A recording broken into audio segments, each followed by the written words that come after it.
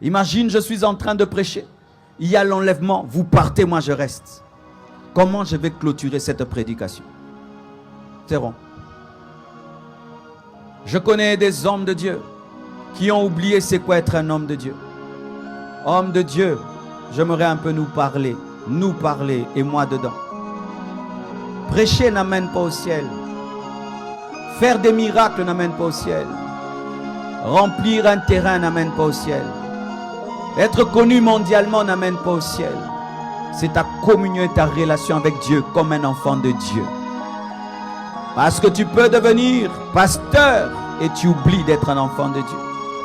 Et tu prêches la Bible pour les autres, tu ne la prêches pas toi-même.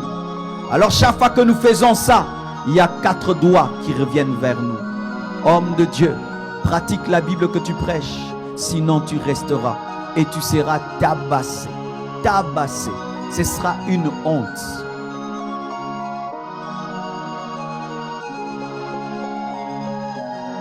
Imagine, je suis en train de prêcher. Il y a l'enlèvement. Vous partez, moi je reste. Comment je vais clôturer cette prédication?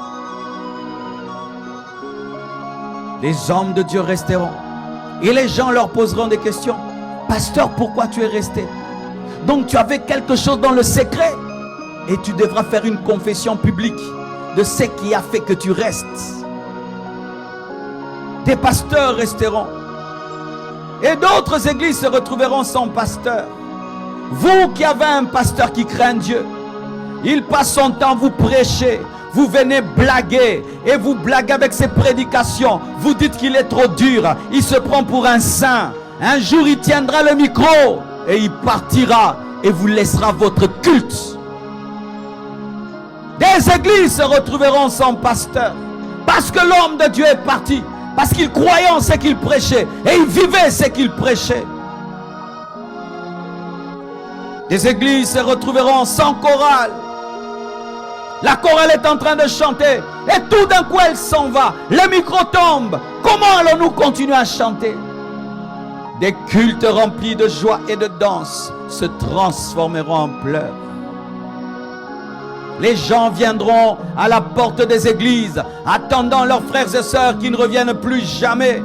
Et les hommes viendront poser des questions aux chrétiens qui sont restés. Expliquez-nous qu'est-ce qui est arrivé. Tu deviendras l'enseignant de la tribulation.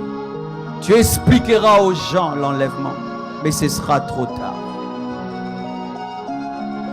Frères, vous qui attendez toujours qu'on vous prophétise pour abandonner un péché. Si on n'a pas cité ton péché, tu ne l'abandonnes jamais. L'enlèvement révélera ton péché secret. L'enlèvement révélera ton péché secret. Et on dira, mais comment tu n'es pas parti? Nous pensions que tu étais profond. Oh, donc tout ce que tu faisais, ce n'était que du théâtre.